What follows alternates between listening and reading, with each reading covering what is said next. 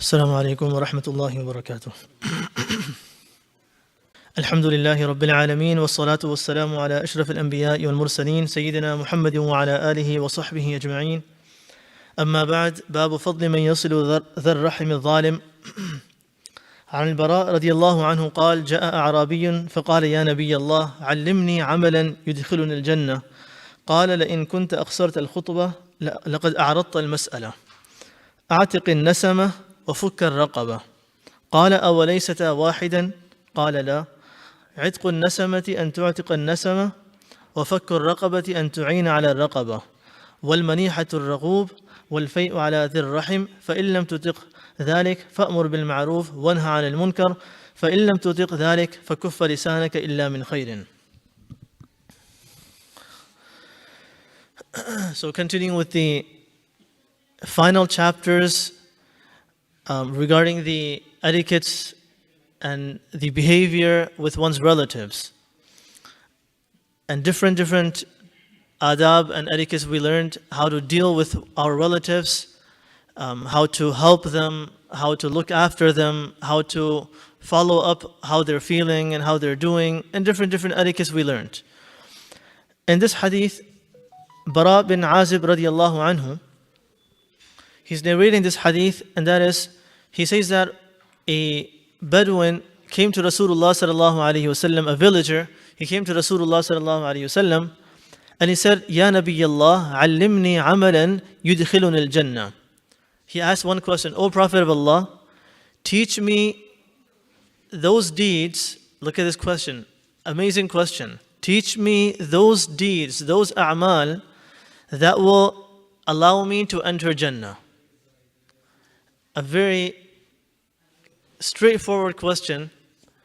Don't tell me, I have to pray 5 times a day and I have to do all this every day. Just tell me something that I can just do it and that will let me enter Jannah. Amalan yudkhilun al-Jannah.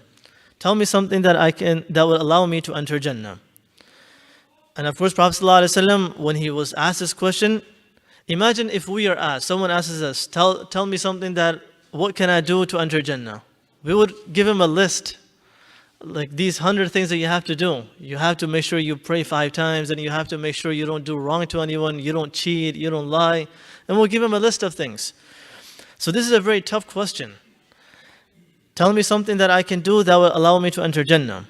قال لئن كنت أقصرت الخطبة لقد أعرضت المسألة. Rasulullah sallallahu alaihi wasallam, before he would answer what are those deeds that will get a person entering Jannah, he first appreciated him asking the question. He said, "You have asked a short question with a great meaning in it." It's a short question. Tell me something that will allow me to enter Jannah. Short question, but the answer, it's very meaningful. It's very deep. So this is Prophet ﷺ appreciating that person's question. And here the scholars mention an etiquette that we can, or a lesson that we can learn. And that is, when a person is asked a question, it doesn't have to be a scholar that's being asked. Any person can be asked questions. That, do you know the ruling of this? Do you know what should I do in this situation? Anytime a person is asked a question, the answer, before giving the answer, make that questioner feel that you did a good thing. Make him feel happy. Make him feel appreciated. That is, I'm glad you asked. So لقد أعرضت المسألة. You asked a short question, but it's a very deep meaning question. And then Prophet ﷺ then mentioned 4 a'mal, 4 deeds, that if you do these 4 deeds, you will enter Jannah. What are those 4? Now we can, the list that was coming to our minds, the hundreds of things, this is a gist of the entire great big list. So these 4 things are such that a person will do, he will get entry into Jannah. What are these 4 things? Number 1, أعتق النسمة, and number 2, فك الرقبة. Number 1, أعتق النسمة. Number 2, فك الرقبة. Prophet mentioned these 2 together. أعتق النسمة, free a slave. And number 2, فك الرقبة, also means to let go of of a slave. Free a slave, in other words. Both are, to what we understand, they both look very similar, and we don't see any difference. So atiq al-nasama and fuk al-raqaba, free a slave and free a slave. So this Sahabi, this villager who asked the question, he right away asked, awalaysata wahidan, aren't both of these the same thing? Prophet mentioned this as number one and number two. So he's asking the same question, aren't these the same thing? What's the difference? قال لا. Prophet said, no, they're not the same. عتق النسمة أن تعتق النسمة وفك الرقبة أن تعين على الرقبة. The difference is that the first one, عتق النسمة, means to completely free the slave. So someone has a slave, you go and you purchase that slave from that master, you pay him the amount and you buy it and you let him free. Complete. You fully bought that slave and let him free. But the second part, fukka raqaba, means that you help in freeing that slave. So this slave, you can't afford to buy the full slave to free him. Okay, give $5, give $10, give $100. Put your share, put your help in freeing that slave. So these are two different things. One is completely, fully free the slave, and second is be a part in freeing that slave. So these are two different deeds. And of course, nowadays there's not much for us to practice over here. But one thing that this tells us is that looking after the rights of people, this is what this hadith is telling, what this number 1 and 2 are telling us, that if there is someone that is a slave or someone that's not getting his full rights, he's not a free man, help him get freedom and help him get out of that situation. And then number 3, then Prophet ﷺ mentions there are 4 things, 4 deeds that will get a person entry into Jannah. So these were 2. Number 3, al-manihatul raghub. Al-manihatul raghub means giving an animal that gives milk to someone, giving a milking animal to someone. Meaning that there's a poor person, instead of giving him some drink or some food to eat, give him that animal, a sheep, a camel, a cow, whichever one, that's also giving milk. Because the benefit of this would be that that person will continuously to get food and continuously to get milk. Every day he will be getting milk. You're not just giving him once. You're giving him for a long period of time. He's constantly getting milk every single day. And number 2, the other benefit would be that if he is in need of meat, of food, he can also use this animal for food too. So this has both drink and food, both in it. And then if it's a camel, it could be used for riding. It could be used for farming. It could be used for taking, taking luggage from one place, taking belongings from one place to another. The camels used to be like the pickup trucks, and like the way we use trucks nowadays for moving objects, they would use the camels. So these animals have multi-purposes. So giving an animal that also provides milk, giving that type of animal as sadaqah to some poor people, this is the 3rd amal that will get a person entry into Jannah. In fact, the scholars mention here one more amazing thing, and that is what this number 3 is indicating is that fulfilling the needs of a needy person.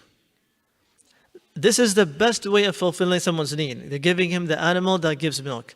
But the gist of this is giving a needy person whatever his needs are. If it's a hungry person, give him food. If it's someone that is in debt, help him with giving some money. If someone needs a ride, give him a ride. Give him whatever the person's needs are, fulfill that person's needs. This is the gist of number 3. So this is an amal, this is a deed that is very wide and has large meaning, that help anyone that is in need of help. And then in fact, some examples that we can, we study from the history, the story of this woman from Bani Israel. Prophet ﷺ mentions that there was a woman in Bani Israel. She was thrown into Jahannam. Why? Because she was not providing food to her cat, and the cat died out of hunger. So imagine fulfilling the needs of the human beings when that punishment was given to that woman for not fulfilling the need of a cat, of an animal. So that woman, she was thrown into Jahannam because she did not give food to a cat. And she let that cat die hungry. On the other hand, we also find another incident of that person who was the worst sinner, a worst sinner. Some hadiths mention that this person used to commit adultery, zina. This person, a worst sinner, he was once walking by and he saw a thirsty dog, and he took some water and provided that dog with water. Allah subhanahu wa ta'ala forgave that person. Fulfilling the needs of people, of animals, this is a very great deed in the eyes of Allah subhanahu wa ta'ala. Sometimes we send food to someone. It's not minor. This is something that Allah subhanahu wa ta'ala really appreciates.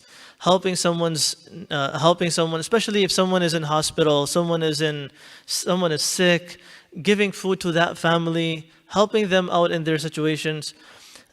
Fulfilling the needs of people, or even not just the people, even the animals, is one of the deeds that gets a person entry into Jannah. This is a straight, direct pass getting into Jannah.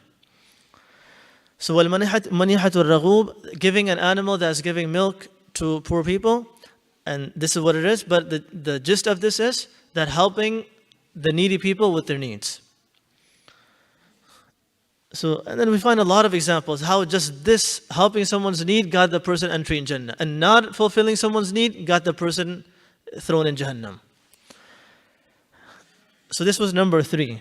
And number 4, the fourth deed a person that he will do will get him entry in Jannah is al-fay'u ala dhir rahim. And this is the main part Imam Bukhari rahimahullah is focusing in this hadith. The reason why he brought this entire hadith is for this number 4. Spending on your relatives. And again, we might think this is something minor. This is not talking about spending on poor people, spending on needy people. No. Spending on your relatives, whether they be millionaires, don't really look at that. They're your relatives, spend on them. This is another direct reason for entry in Jannah. Direct entry.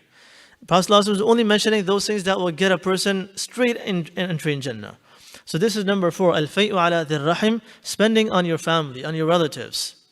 And like I said, we shouldn't take this as something very minor or light. This is very great amal in the eyes of Allah subhanahu wa ta'ala. So after mentioning these 4 things, someone might feel that these 4 are not applicable to me. The first 2, especially freeing a slave, it doesn't apply to us. So someone might feel that these 4 are not applicable to me. How do I practice this? I don't have a slave that I can free.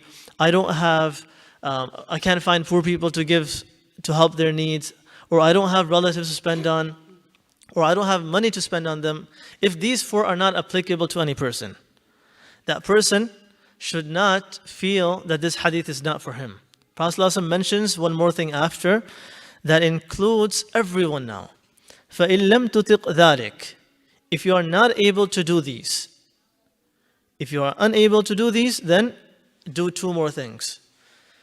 فَأْمُرْ بِالْمَعْرُوفِ وَانْهَ عَنِ الْمُنْكَرِ, then order people to do good things and stop them from doing evil deeds.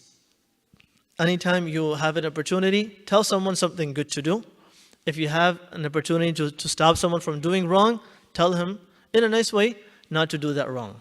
This is also the deeds that gets a person entry into Jannah. But this is for a person who is not able to do the first 4.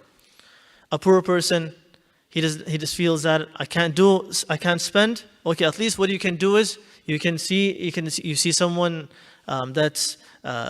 he does not know something. Okay, teach him something good. Say something good. And if you see someone doing wrong, just stop him and tell him that this is not good to do. Sometimes people take wanha anil munkar, stopping the wrong and stopping the evil, very harsh. And someone will be doing something wrong and they will start yelling at him, oh, this is haram, you're going to go to Jahannam. and you're going to be punished. So, of course, this is not what hadith is saying. Stop that person, but of course, with wisdom. Use the method that he will actually stop. You don't want to make it worse. See, sometimes if you tell someone to stop doing that wrong, if you tell him in a harsh way, he will end up doing more. That happens. If someone is missing a salah, and you tell him, missing salah is haram, you're going to get sin. And if you tell him in a very harsh way, he will not want to come to the masjid. He will try to stay far away from you even more. He sees you go to the masjid, he will make sure he doesn't go to the masjid. So you don't want to be that person that instead of stopping the evil, you increase that evil. So using wisdom, sometimes being kind, and so not necessarily you have to even use your tongue. Not necessarily you have to say something to stop that evil. You can use different methods. You can just do it the right way, and he will just look at you and do it the right way. It could be different ways, but the main thing is you want to have in your mind is that you want to get the message across and stop him from that evil, whichever method that may be. It doesn't have to be words, it doesn't have to be action, it could be any way. And then for those who are unable to do even these two, فَأْمُرْ بِالْمَعْرُوفِ وَانْهَ عَنِ الْمُنْكَرِ. If you cannot even tell someone to do good and stop him from evil, if you can't do this, then one more thing. فَإِن لَمْ تُطِقْ ذَلِكَ. If you cannot even do these, then last thing that every person can do, right? These two, someone might say, no, I'm too small. I can't tell my elders to not do that wrong. Or out of respect, I can't tell my elder to do something good. So sometimes a person might feel that I can't tell someone to do good and stop him from evil. But this one last thing, everyone can do. Everyone can do. So this one is applicable to everyone. And that is, if you cannot do these, فَكُفَّ لِسَانَكَ إِلَّا مِنْ خَيْرٍ. Then control your tongue, except from what that is good. Only speak something that is good words, good things, speak of those. Anything else, just control your tongue and don't say anything. The other hadith we all heard of, man samata najah, whosoever will stay quiet, he has najat, he has gotten, how do you say najat? Salvation. He got salvation, he's protected. Whosoever will stay quiet, he will be protected, right? This is a very famous hadith. There's an incident once, this is authentic hadith, right? Man samata najah, whoever will stay quiet, he will be protected. Because sometimes you are in the gathering or you are somewhere and, especially if you're walking outside, and this happened to me once, so I'm not going to tell that incident, but sometimes you're walking outside and you stare at someone and the person gets mad at you and he starts cursing, and then you say something back. If you open, then he will just come back and attack you.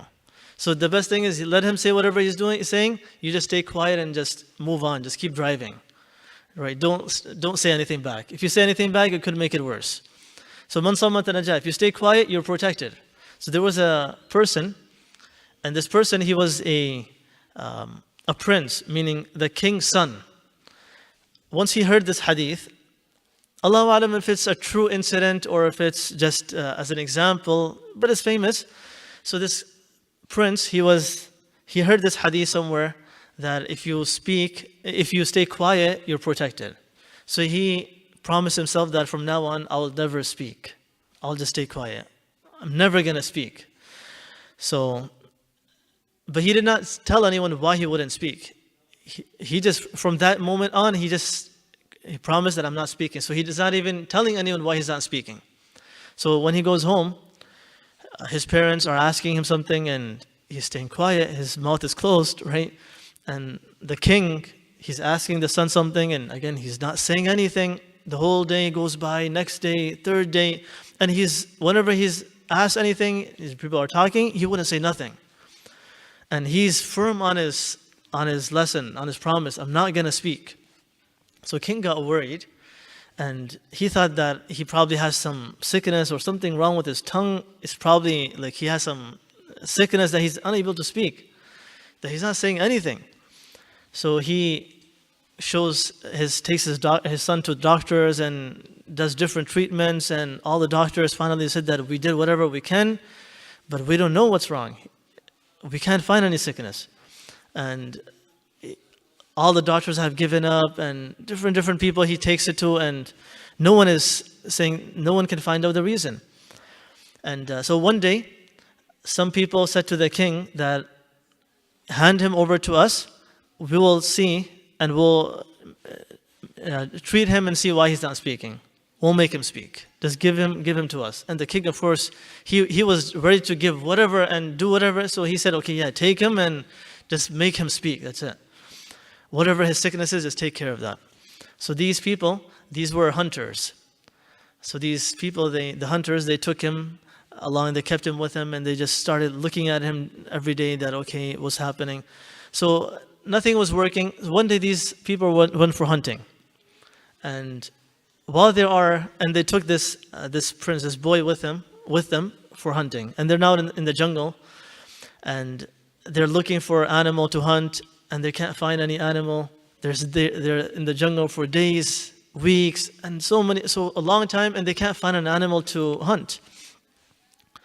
So finally one day, they're all sitting in the jungle, and they're just looking for some animal to pass by so they can catch and they can shoot it, and nothing's coming. Finally they heard a noise, and it seemed like it was a noise of a bird.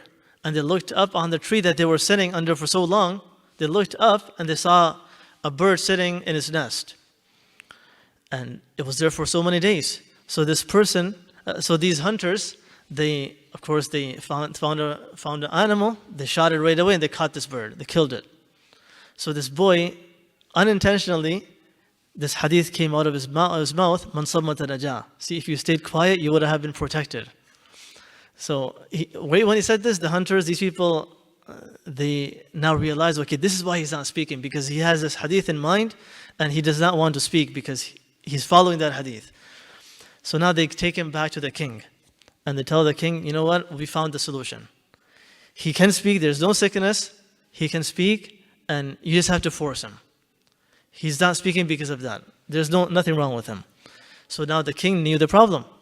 The king tortured his son, beat him up, and did all types of tortures, and the son wouldn't speak. And one day, after so many tortures, this boy, he said and he's being forced to speak. He said, just speak, that's it. We're going to keep on hitting you, beating you up until you speak. So this boy, finally, after a long time, he says to himself in his mind, see, the bird, he spoke and he got in trouble, and then I spoke and now I got in trouble. I'm getting beat up because I spoke. If I speak one more time, imagine what would happen to me.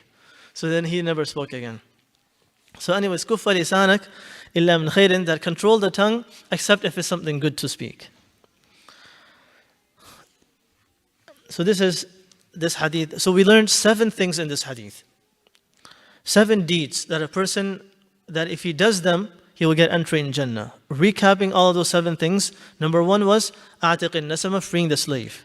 And number 2, fuk al-raqaba, having a share in freeing a slave. The first one was completely freeing a slave. Number 2 was partially, certain percentage in freeing a slave. And number 3, amal was al-manihatul raghub, giving an animal that's giving milk to some poor people. And number 4, al-fay'u ala dhir rahim, spending on the relatives. If someone cannot do these 4, then number 5, fa'mur bil ma'ruf, then tell people of good things to do. And number 6, wanha anil munkar, stop people from doing the evils. If you see someone wrong, someone doing wrong, someone's doing sins, stop them from doing those. And then if someone is unable to do these 2, then number 7, that everyone can do is kuffa lisanak illa min khairin, speak only that is good.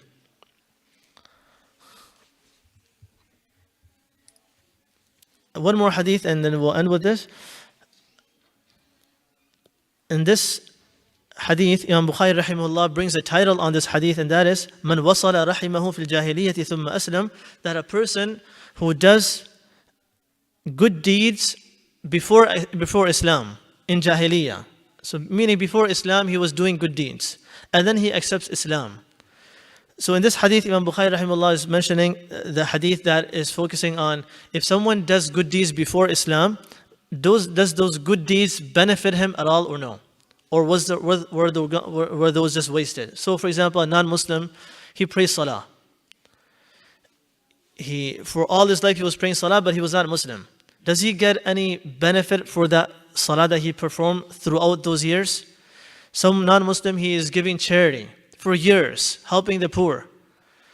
And then he accepts Islam. Does that helping the needy people, giving charity, is that any benefit to him after he accepts Islam or no? So in this chapter, Imam Bukhari rahimahullah is bringing this ruling. حكيم بن حزام رضي الله عنه أخبره أنه قال للنبي صلى الله عليه وسلم أرأيت أمورا كنت أتحنث بها في الجاهلية من صلة وعتاقة وصدقة فهل لي فيها أجر؟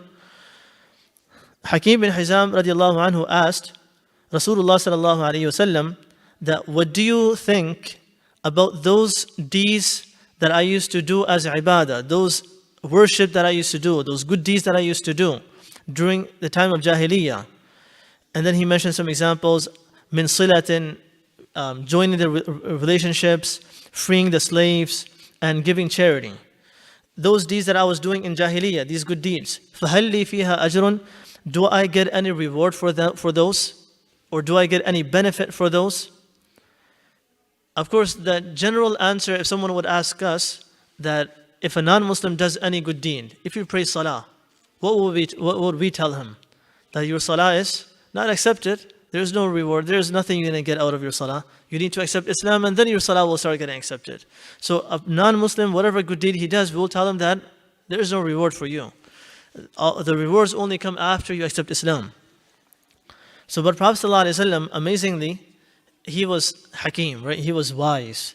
If he told this person, all those are gone to waste, of course that person would feel that Islam did not appreciate the good deeds that I have done and just threw them just behind the back and not consider them good at all.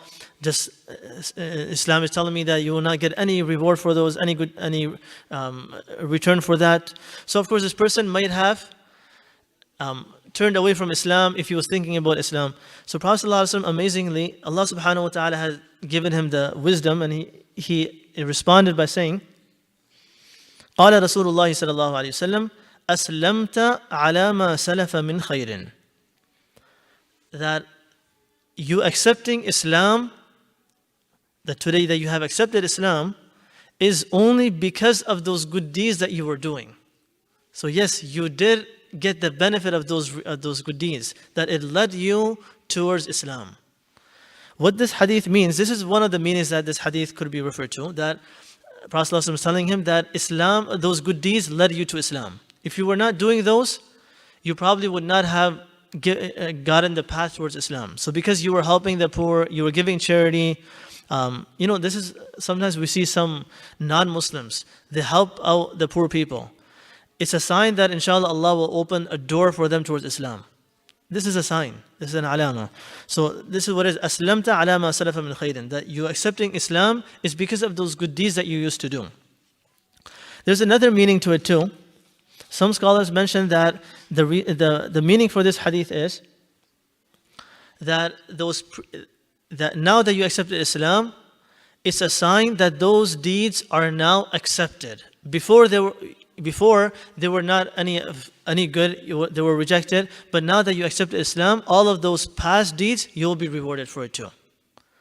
So if a non-Muslim would die while giving charity and he did not accept Islam until his death, that there's no reward. But if he does accept Islam, whatever the good he had done before the Islam, all of those he will be given reward for it too. So this is a second meaning, that whatever good you have done, now because of your Islam, you will get reward for all of those deeds. And then there could be more meanings to it too, but these are the two very famous meanings the scholars mention, that any non-Muslim, whatever he does, whatever good deed he does, either it will lead him towards Islam, that's what it means, or it means that after his Islam, all the good deeds that were done in the kufr period, they will all be rewardable now. May Allah subhanahu wa ta'ala allow us to practice upon these ahadith, and may Allah subhanahu wa ta'ala allow us entry into Jannah too. Wa akhiru da'wana alhamdulillahi rabbil alameen.